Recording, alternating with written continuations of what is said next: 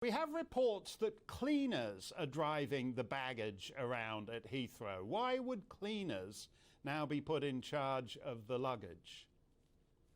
Look, I don't know. I cannot substantiate any of those rumours, Mark. And while I have hugely enjoyed the past 20 minutes of your show, I'm going to take some exception with it. Now, first of all, poor Jackie's case. I am really, really sorry that she's in this pickle. It's just awful. The bag obviously could be anywhere that Aer Lingus flies, including, ironically, the US, which it flies to from Shannon, or it might still be in Shannon. It might be in Terminal 2. We just don't know. Now, crucially, anybody, please, watching this, assume when you check in your bag, you will never, ever see it again. Now, I'm not just saying that because of the present difficult times. I'm saying it because in any circumstances, that is the only rational thing to do.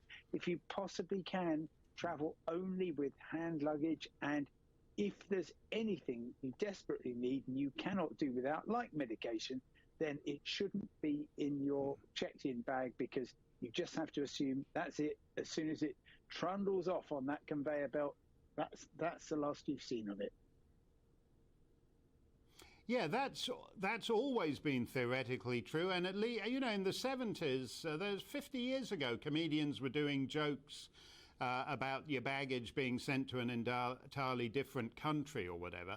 This is something beyond that, though, Simon. This is not just the luck of the draw. I mean, and we've all had that. I flew to Minneapolis and they sent my bags to Portland, Oregon. That happens, and they get them back to you the following day and apologize for it. That's not what's happening at Heathrow right now, though, is it? Well, I think, about 9 days ago, I saw the remains of the Heathrow baggage mountain actually being taken away. It did grow to quite a pop-up work of art. Some people say it was a contender for the next Turner Prize, but it has gradually shrunk. And of course, can I just pick up on something you said about since 9/11?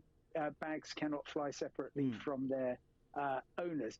That was a kind of general principle put in place, can you believe it, back in 1988 after the terrible Lockerbie bombing.